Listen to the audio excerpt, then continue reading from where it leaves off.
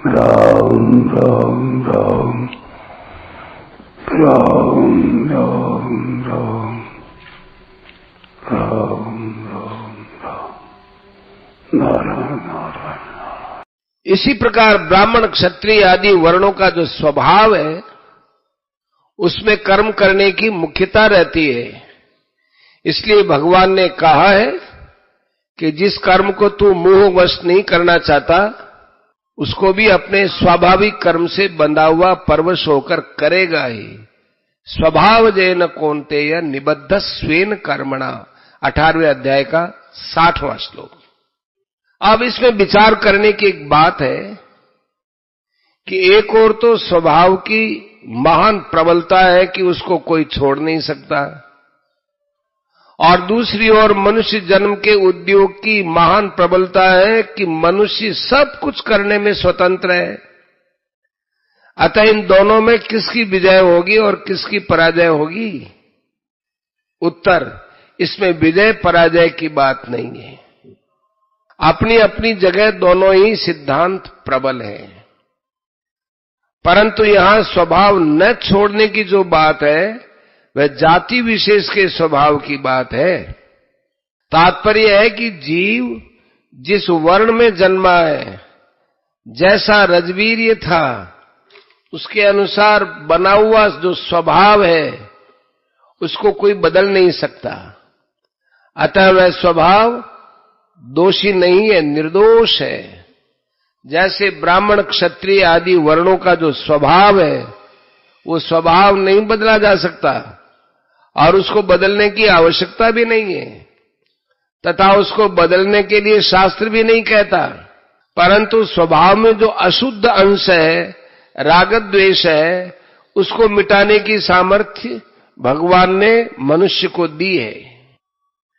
अतः जिन दोषों से मनुष्य का स्वभाव अशुद्ध बना है उन दोषों को मिटाकर मनुष्य स्वतंत्रता पूर्वक अपने स्वभाव को शुद्ध बना सकता है। मनुष्य चाहे तो कर्मयोग की दृष्टि से अपने प्रयत्न से राग द्वेष को मिटाकर स्वभाव शुद्ध बना ले। इंद्रियस्य इंद्रियस्यार्थे राग द्वेषो व्यवस्थितौ तयोर न वशमागच्छेत् तौ यस्य परिपन्थिनौ, 3 अध्याय का 34वां श्लोक। चाहे भक्ति योग की दृष्टि से सर्वथा भगवान के शरण होकर अपना स्वभाव शुद्ध बना ले, 18 का 62।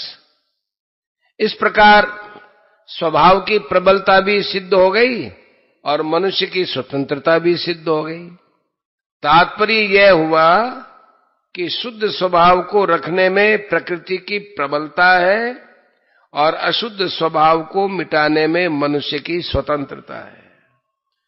जैसे लोहे की तलवार को पारस छुआ दिया जाए तो तलवार सोना बन जाती है, परंतु उसकी मार, धार और आकार ये तीनों नहीं बदलते।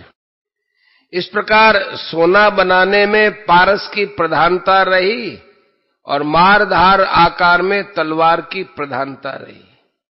ऐसे ही जिन लोगों ने अपने स्वभाव को परम शुद्ध बना लिया है उनके कर्म भी सर्वथा शुद्ध होते हैं, परंतु स्वभाव के शुद्ध होने पर भी वर्ण, आश्रम, संप्रदाय, साधन पद्धति, मान्यता आदि के अनुसार आपस में उनके कर्मों की भिन्नता रहती है।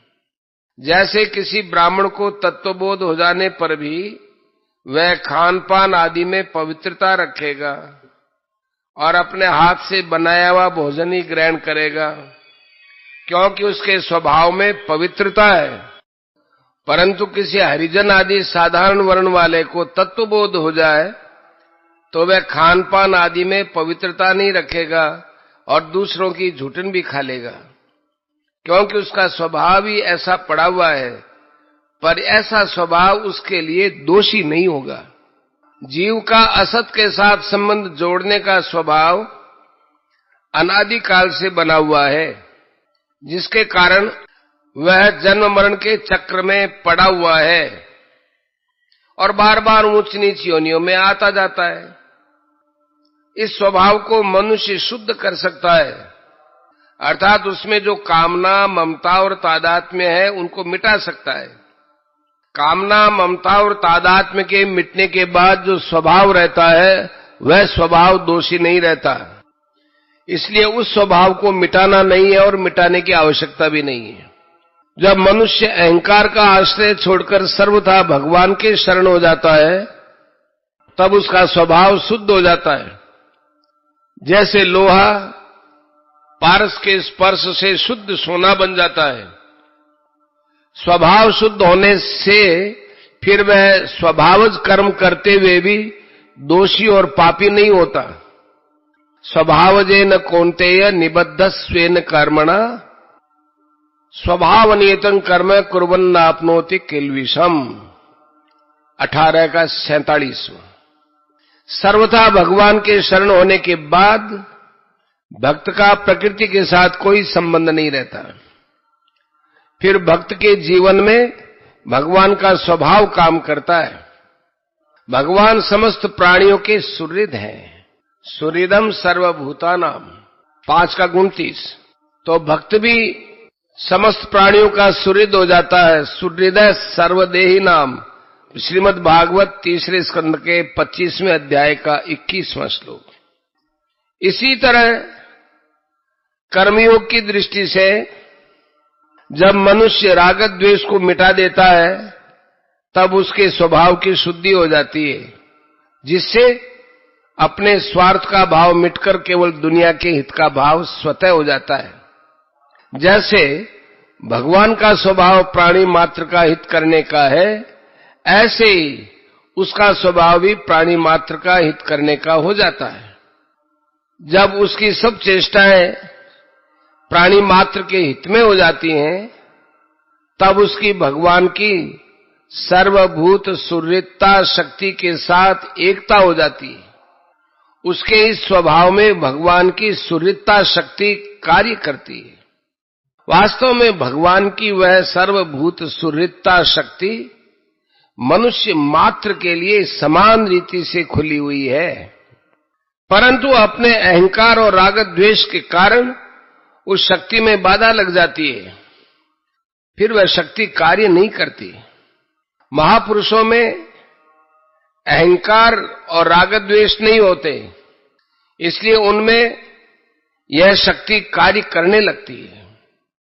संचित कर्म। संचित कर्म के 2 अंश होते हैं, फल अंश और संस्कार अंश। फल अंश से प्रारब्ध बनता है और संस्कार अंश से स्फुरणाएं होती हैं।